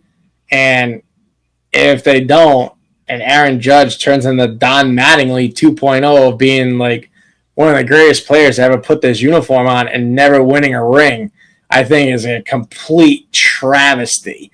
where you have a generational pitcher in Garrett Cole and a generational player and position player in Aaron Judge, you can't get it across the finish line. That is embarrassing. That is absolutely embarrassing, in my opinion. So they need to figure it out. You got to upgrade at third base, but at what cost to your future? How far are you willing to go? Are you willing to deal George Lombard Jr.? Are you willing to deal a Chase Hampton, a Roderick Arias, a Rock Riggio, a Brandon Maeda? Those 5 guys, potentially have the ability to change the trajectory of your franchise for the next 10 to 15 years if they become the players that everyone thinks they can become. I mean, prospects are suspect. We all know that. And only a few of them pan out. So, that to me is the biggest frustration. They need to figure it out before this window closes. And who knows? I mean, we may never see them win another World Series the rest of the time you and I are alive. The rate they're going. I mean, we're going on year 19. Our last World Series is almost old enough to drink, which is kind of crazy to think. It's a tough thing because, again, we're Yankee fans. We're kind of spoiled a little bit. And it's like, as you say, they're right there every season. They got a great team. They got these big players, but they just can't get across the finish line. So, I don't know. It's like, and if you think about it, really, if A-Rod didn't give that performance he did in 2009, they probably don't win that World Series, or they don't even get there. So, yep, they're gonna need to get in October, and unfortunately, it was like a wasted situation. But what Stanton did this past October, like, that was just unbelievable. They're gonna need something like that. It's gonna take something miraculous to get them across the line. Especially if they lock up with the Dodgers again. They just need a miraculous performance like that. And again, you can't predict that. And then, again, the Yankees have gotten lucky in the past. You go 98, you find something like El Duque is just amazing in the postseason. And just, again, you just need something like that to step up. So can that be Max Fried maybe? I don't know. But something like that, or maybe Bellinger. Maybe he just clicks in. My dad played for the Yankees, and he has an unbelievable season, and he carries that in the postseason. So you're just going to need something like that. So, but again, we're as Yankee fans, though, again, we're there every season. We got a great team, got a bunch of good guys, but, we just don't know that magic button to push to get across the finish line. What is it? So, kind of piggybacking on your point about 2009 and kind of the button to push to get over the hump, I think it's going to take Judge having a season like A-Rod did in 2009, because we know before that A-Rod struggled mightily in the postseason, trying to do too much. And I think Judge is the same way right now. Like, he's trying to be what we see over the course of 162 games from him in a short window, right? In the short postseason window. And we know, obviously, it's a game of streaks. It's a game of failure, where when you fail 70% of the time, you're a Hall of Famer, right? So I think that for the Yankees to get over the top and get past the frustration of being unable to win the big one, right? To be able to get finally the number 28, right? It's going to take Judge having a 2009 A-Rod postseason to get us through that, because Judge carries us all year long. And when Judge is cold, so are the Yankees. And Stanton did his absolute best. He gave us both of his arms to be able to try to win us that World Series last year. And we didn't get over the hump because we didn't have a Judgian performance from the captain. But I think that this is going to be a player that, when he locks in the postseason, that's going to be all that it takes to put us over, because we've seen him do it. He's carried us. And I think that if Judge can have a 2009 A-Rod postseason, that's going to be what puts us in as the champions. Yeah, I totally agree on that point. Because, again, if he was like complete garbage until the very end of the World Series, like, imagine if we had him for the whole playoff run and the whole World Series, could be a different story. So, no, it's definitely spot on. I would totally agree with that.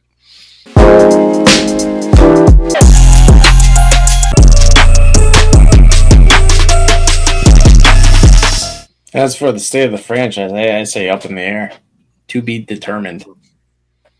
Yeah, but we don't know what's going to happen. we're in unknown territory. We were in unknown territory a week into spring training. Like, shit, we just lost our ace. Now what? Oh, damn. Our DH is gone. Now what? Oh, we don't have a third baseman. Well, hey, bat boy, go play third. You know, like, who knows? I'm so sick of this happening to us. Like, I remember back when I was a kid, this happened to the Red Sox. And I'd be like, ha ha ha ha ha. Now it's like, dude, really?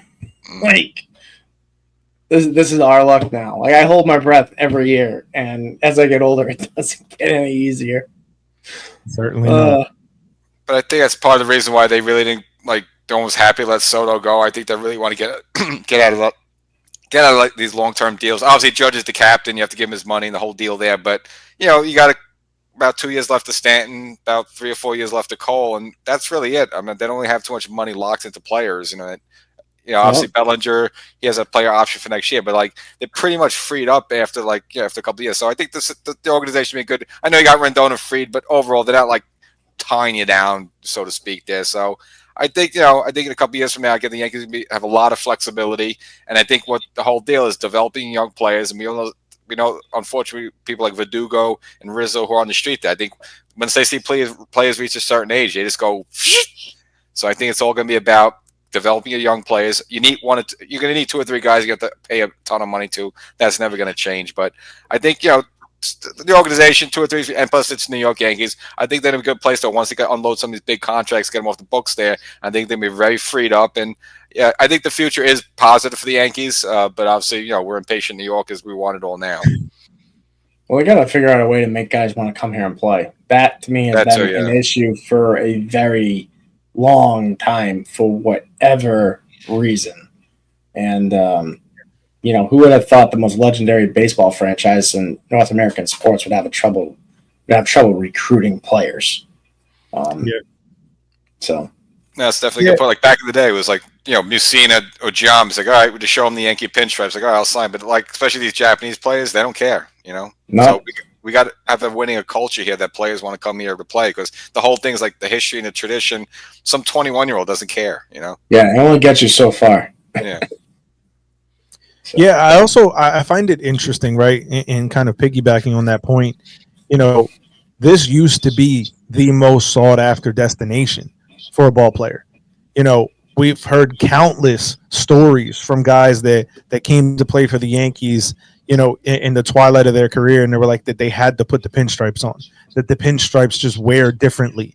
And I think that if this organization is going to get back to the prominence that we want it to be, right, the level of the dynastic run that we had, it is going to take something changing in the way that the organization does things, right? And maybe it is this change, something small like changing the facial hair policy could be the spark that starts to change things, right? It could be that, okay, well now they're doing something different, right? So there's something different in the air. But to me, the biggest thing that makes people want to go to a team is winning. And if the Yankees can go out in a year where they're looked at and overlooked now, because this was a favorite for the American League before the injuries to Cole and to Heel, they are now overlooked. To have dropped 5 games in the PECOTA rankings and lose the division is, to me, now looking and overlooking this team and almost underrating this team when there's still so much supreme talent on this squad. And obviously, it's going to sound like a Yankee fan just blowing smoke for his team, but when you look at what this team could be capable of, obviously everybody has to have a career year, but this could be a absolutely tremendous offense. Now, no, do I think it's going to be to the level of the 2009 team? No, absolutely not. But is there a possibility that we could get 75% of what that 2009 team did? Yes.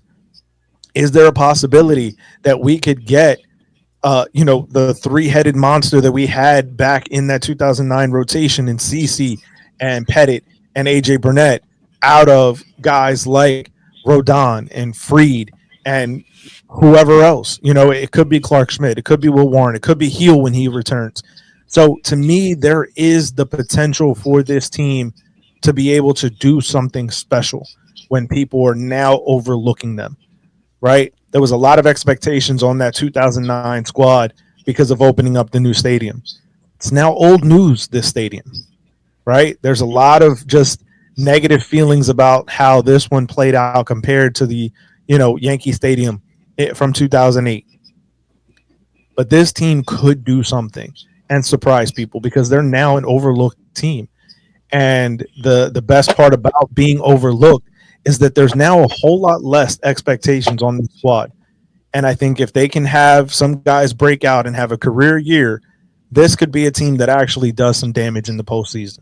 So it's going to take a lot of things going right, a lot more of things not continuing to happen against us this year.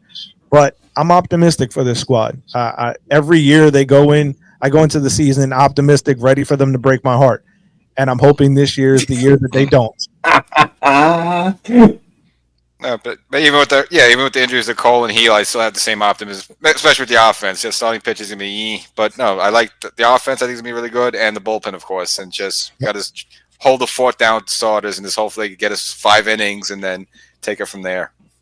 Yeah, and I also think that this lineup is a little different than what we've seen over the last few years. It's been a station-to-station lineup. But now you have guys like Bellinger that can steal bags, a full year of Jazz, a guy who can steal some bases, Volpe that can steal some bases.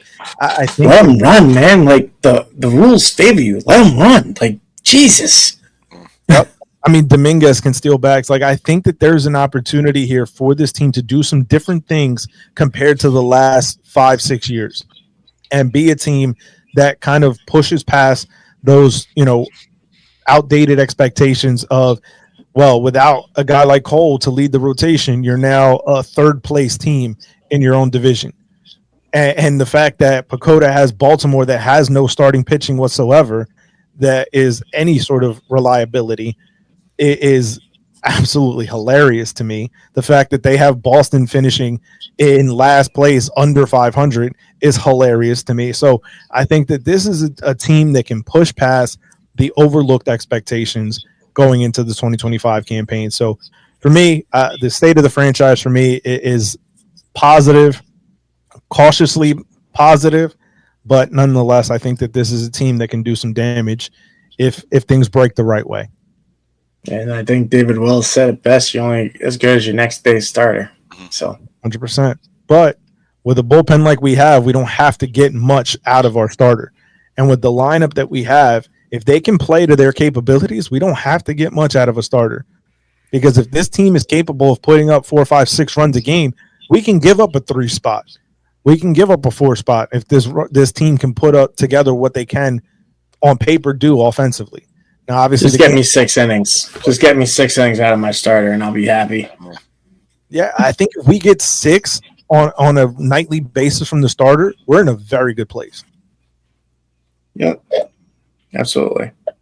So, James, we want to thank you for joining us here. This has been a very almost a 2-hour conversation. Just about. It's been a therapeutic episode of the state of the franchise. I knew this was going to be. This was going to be a very emotional episode for us to try to clear the demons from 2024 and look forward to this year. And hopefully we can get someone. I tweeted this the other day after the announcement that Schmidt was getting pushed back and scratched from his start yesterday. That we need an exorcist to come in and we need a priest, bro. We need a priest to come in with some sage. We need something to clean out the whatever the bad juju is around the Yankees. So you know what it was, man? It was right after we signed Ellsbury. This started happening right after we signed Ellsbury. Yeah, pretty much, and let Cano walk. Your own guy, Cano. You don't give money to. You give $150 million to Ellsbury to play 2 seasons. But I appreciate 2.5. He did participate in 2017. I saw it firsthand in Seattle. Yes. Saw it firsthand in Seattle. He came in as a pinch runner. I'm like, where the fuck is this guy been? Witness protection? No, but we thank you for joining us, James. As always, this has been a fun conversation. Let everybody know where they can get more content from you once again. Sure, yes. So go on both YouTube and I'm on Rumble as well, just to cover all my bases. So Section420 Talkin Yankees, subscribe there. And there's an audio podcast version of the show, so I also do this. It's an audio only, not to, you like to see me throw my hands over the place. But if you just want audio, wherever you get your favorite podcast, look for Section420 Talkin Yankees. Going into the 3rd season, that one, and again 10th season coming up in 2025 of Section420 Talkin Yankees. So been holding down the fort for a while. So I'm going to go until they win a World Series. So part of me wants them to win a World Series, but part of me doesn't want them to win a World Series. You know damn well you ain't going to stop, man. Come on. Probably stop not. playing. If they will be playing. It'd be the best way to end the show. I mean, what can you complain after that, Why stop doing something you love doing? I mean, I know. That? Just joking around.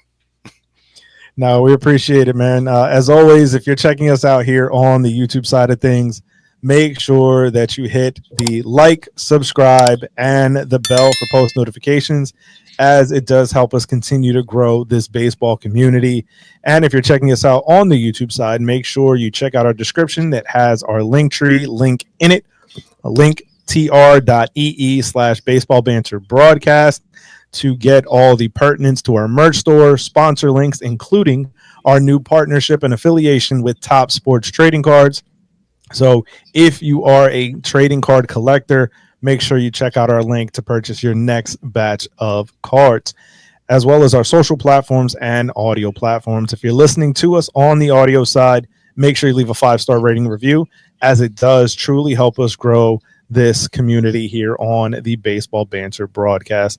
So once again, for Dave, I am Jeremy. I'm going to thank James once again for joining us on the state of the franchise for the New York Yankees. We'll catch you guys on the next one. Peace.